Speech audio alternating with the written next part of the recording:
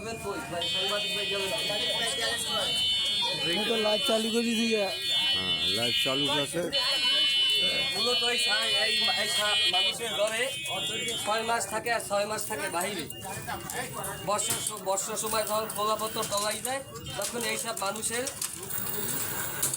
মানুষের ঘরে আশ্রয় হয়, কারণ ওই সময় ওখান বাচ্চা প্রজননের সময়টা থাকে না। এইটা আপনি কোথা থেকে ধরে আনেছেন? এইটা ধরে আনছি আমি বাদলকারি এক ঘর থেকে এটা কি আসলে মেল না বাচ্চা ফিমেল? সহ ধরে আনছি। হ্যাঁ, এটা কি মেল না ফিমেল? এটা কি পুরুষ না মহিলা? এটা মহিলা, এটা বাচ্চা সহ ধরে আনছি। বাচ্চা সহকারে আসলে এই বাচ্চাগুলো যে মানে বাচ্চাগুলোর খাবার দাবারের ব্যবস্থা কি রয়েছে আসলে? বাচ্চাগুলো বেশি একটা মনে করেন আমাদের দেশে বাঁচে না। এগুলো বাচ্চার যে পরিচালনা করার এই অথরিটি আমার নাই। আচ্ছা, ঠিক আছে, আমি খুব সীমিত আয়ের মানুষ। সেদিক থেকে আমাদের এই জন্য লাইভ আমার টিভির কাছে মাধ্যমে হ্যাঁ? ঝালকাঠি বন এবং হচ্ছে যে পরিবেশ যে মন্ত্রণালয় রয়েছে সেদিক থেকে আপনার এইটাকে আরও ডেভেলপ করার ক্ষেত্রে যে খাবার দাবার ব্যবস্থা আরও সুরক্ষা দেওয়ার ক্ষেত্রে যে আসলে যে কাজ করছেন আপনি নিজের ঝুঁকি নিয়ে, সেদিক থেকে আমাদের মাধ্যমে আপনার কাছে কী দাবি রয়েছে সেই দাবিটা তুলে ধরলে যে হয়তো আপনার জন্য আরও সহজ হবে। আমার দাবি হয়েছে ঝালকাঠি যে বন বিভাগের লোকজন যারা আছে তাদের মাধ্যমে আমার পৌঁছে দেওয়া উচিত যে তারা যে এই সাপগুলো আমার কাছ থেকে আমরা যখন ক্রয় করি মানে মানুষের বাইরে থেকে জগিয়ে আনি, তারা আমি তাদের কাছে যোগাযোগ করছিলাম, তারা আমার বেশি সাড়া দেয় নাই।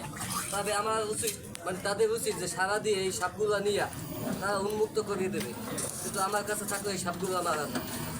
আর সরকারি ব্যাপার যদি অর্থায়নভাবে আমার কোনো সহযোগিতা করে, তাই আমি যে পর্যায়ে আছি এর চেয়ে একটু আগাই যেতে পারবো আগামী।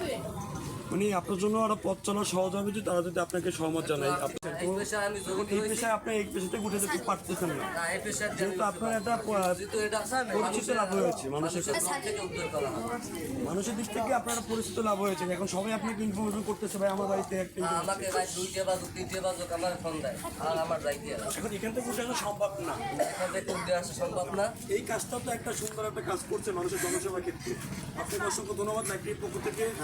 আসলে শুনছিলেন আসলে আমাদের যে আলোচনা করে সে কিন্তু কোনো সাফল্য না, এখন সে কিন্তু কোনো সাপ খেলা দেখায় না। তার কাজ হচ্ছে আপনার বাসায় যে বিষাদার সাপ রয়েছে সেই সাপকে আসলে সবাই ভয় পায় যে এক নিমিষিক চোখের পলকে আনতে পারে মৃত্যুর ঝুঁকি। সেই মৃত্যুর ঝুঁকি থেকে বাঁচানোর জন্যই কিন্তু নিজের লাইফের ঝুঁকি রেখে কিন্তু বিভিন্ন জায়গা থেকে কিন্তু সাপ ধরে এনে কিন্তু নিজে কিন্তু পরিচালনা করে এবং একটু নির্ধারিত স্থানে কিন্তু ছেড়ে দেয়। আসলে এটা কখন এই সাপগুলো বেশি পাওয়া যায়? আসলে বর্ষার সময়। বর্ষার সময়। আপনি এগুলো কখন এগুলো নিষ্পত্তি করে দেবেন? আপনার প্র্যাকটিস আচ্ছা, এটা খুব